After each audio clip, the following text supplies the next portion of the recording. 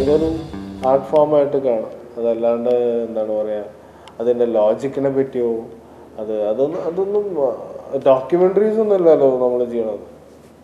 ഒരു ഡോക്യുമെൻ്ററി ആകുമ്പോൾ അതിൻ്റെ ലോജിക്ക് നോക്കണം, അത് എത്രത്തോളം റിയലാണ്, അത് ഒരു റിയാലിറ്റീനെ ബേസ് ചെയ്തിട്ട് ചെയ്യാൻ പറ്റും.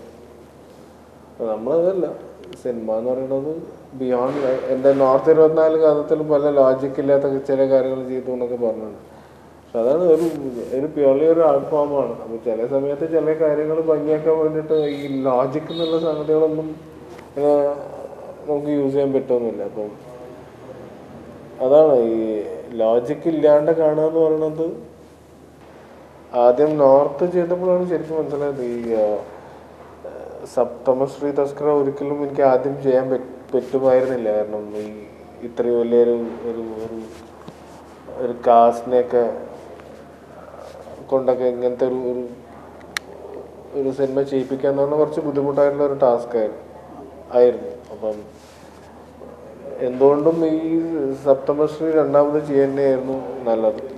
ഈ അവാർഡ് ശരിക്കും അവർ പ്രഖ്യാപിച്ചത് April 15 വിഷു കഴിഞ്ഞതിൻ്റെ അടുത്ത ദിവസം. അപ്പോൾ എൻ്റെ അടുത്ത് ആദ്യമായിട്ട് പറഞ്ഞത് എൻ്റെ ഈ സിനിമേൻ്റെ പ്രൊഡ്യൂസർ, എൻ്റെ ഫ്രണ്ട് ഷാജി നടേശനാണ്.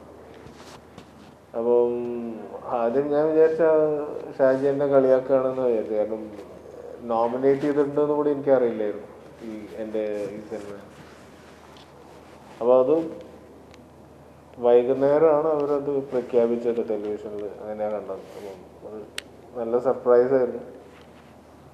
പിന്നെ അത് കഴിഞ്ഞ് എന്താ ഉണ്ടാവുക എന്നുള്ളത് ഞാൻ എക്സ്പ്ലെയിൻ ചെയ്ത് തരേണ്ട ആവശ്യമൊന്നുമില്ല.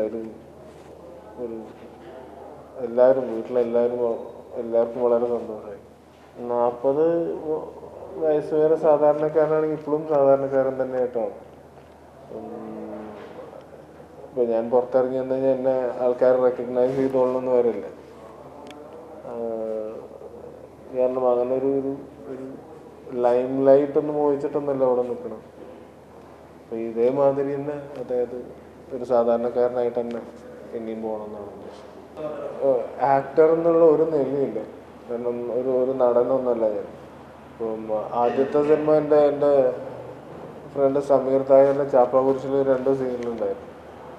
അപ്പോൾ ഇത് പിന്നെ അഭിനയിക്കാൻ അങ്ങനെ പ്ലാനൊന്നുമില്ല. അത് എൻ്റെ ഫ്രണ്ട്സിൻ്റെ സിനിമകൾ അവർക്ക് എൻ്റെ മുട്ടത്തല കാണിക്കണം എന്നുള്ളത് കൊണ്ട് മാത്രം ചെന്ന് കാണിക്കണം. ഞാൻ ആദ്യം ലിജോൻ്റെ അടുത്തും സലാമിൻ്റെ അടുത്തൊക്കെ പറഞ്ഞിട്ടുണ്ട്, ആക്ടിങ് ഒക്കെ പ്രതീക്ഷിച്ചിട്ടാണ് എന്നായാലും കാസ്റ്റ് ചെയ്തിട്ടുണ്ടെന്ന് വെച്ചാൽ അത് അബുദാബാണ്.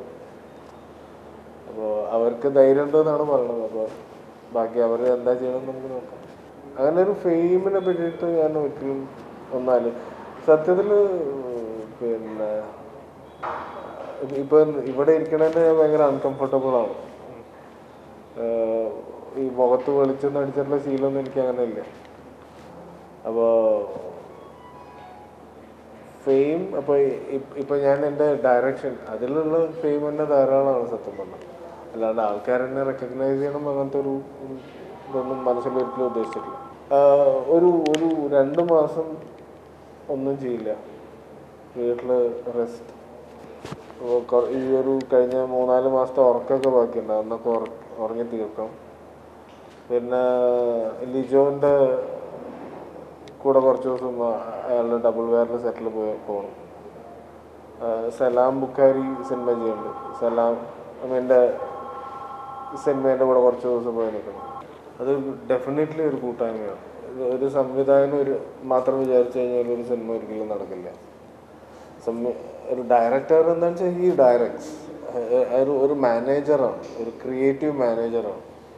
അയാളുടെ ഒരു വിഷനിലുള്ളൊരു സാധനം ഈ ബാക്കി എല്ലാവരും സഹായത്തോട് കൂടിയിട്ട് അതൊരു സിനിമയാക്കി മാറ്റും. പണ്ട് ഡേവിഡ് ലീൻ പറഞ്ഞിട്ടുള്ളൊരു കോട്ടാണത്. അതായത് പല ആർട്ടിസ്റ്റും കൂടി വന്ന് ചെയ്യുന്ന ഒരു പെയിൻറ്റിങ്